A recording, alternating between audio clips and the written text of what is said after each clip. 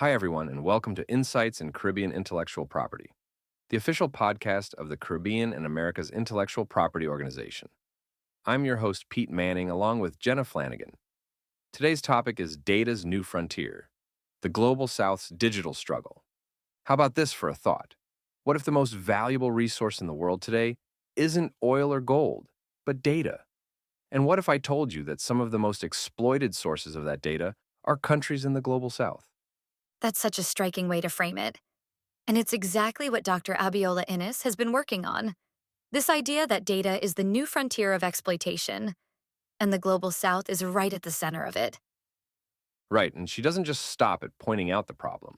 She's coined terms like the digital plantation to describe how tech giants harvest cultural data, linguistic patterns, and consumer behavior from these regions. Then, they process it into high-value products like AI and sell it back to the very people who generated it. It's such a powerful metaphor, isn't it? It really makes you think about how this mirrors historical systems of exploitation, but now it's happening in the digital realm. And the scary part is, most people don't even realize it's happening. That's the thing. For years, the conversation was all about the digital divide, which focused on access, who has internet, who doesn't. But Dr. Innes is saying that's not enough anymore. The real issue now is structural. It's about who controls the data and who benefits from it. And she's not afraid to call out the imbalance. She's saying that the Global South is essentially being treated as a supplier of raw materials, while the Global North reaps the rewards. It's a cycle that keeps these nations dependent and disempowered. What I found fascinating is her critique of data nullius. She draws this parallel to terra nullius, the colonial doctrine that land could be claimed because it was considered ownerless. She's saying tech companies are doing the same thing with data from the Global South, treating it as if it belongs to no one.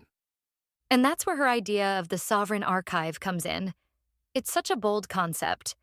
A secure, regionally governed repository of data that operates under the jurisdiction of the nations that created it. It's about asserting ownership and control over digital outputs. Exactly. And it's not just about ownership for the sake of it. She's saying this is how these nations can protect their cultural identity and ensure that the economic benefits of AI and machine learning are shared equitably. It's about justice and fairness. What I love about her work is that it's not just theoretical. She's deeply involved in the practical side of things. She talks about the execution gap, which is the disconnect between a nation's desire for digital modernization and the legislative infrastructure needed to support it. And she's doing the work to close that gap. She's drafting modernized intellectual property laws, advising governments on how to negotiate with tech providers, and even creating accessible resources for innovators in the Caribbean. Her guidebook series on patents, copyrights, and trademarks is a great example. It's like she's building the tools and the roadmap for these nations to take control of their digital futures.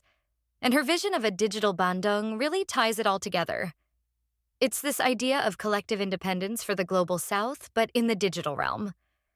That's such a powerful echo of history. The original Bandung Conference was about political independence, and now she's talking about digital independence. It's a reminder that these struggles are ongoing, but they evolve with the times.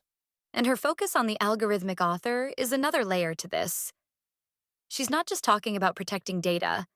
She's talking about protecting the people and cultures behind that data. It's about recognizing their contributions and ensuring they're not erased or exploited. That's what makes her work so inspiring. She's not just reacting to the challenges of the digital age, she's shaping what the future could look like. Through the Inniss Institute and her blog, Caribbean Law Bites, she's creating an intellectual map for a more just and sovereign digital world. It's a reminder that the digital age isn't just about technology. It's about people, policy, and power. And the work Dr. Inniss is doing is a call to action for all of us to think critically about who controls the digital landscape and who benefits from it.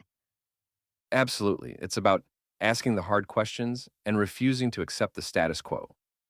Dr. Innes is showing us that a different future is possible, but it requires intentionality and effort. It's not going to happen on its own. And that's the takeaway, isn't it? The digital age is still being written, and there's room to change the narrative. Dr. Abiola Inniss is a powerful example of what it looks like to step into that space and fight for something better. It's a fight worth having, and it's one that affects all of us, no matter where we're from. The question is, are we willing to do the work to make it happen? Thanks for joining us on this episode of Insights in Caribbean Intellectual Property. Please follow us wherever you listen to this podcast so that we can let you know when there's a new episode. If you listen to us on YouTube, please like, subscribe, and share. See you next time.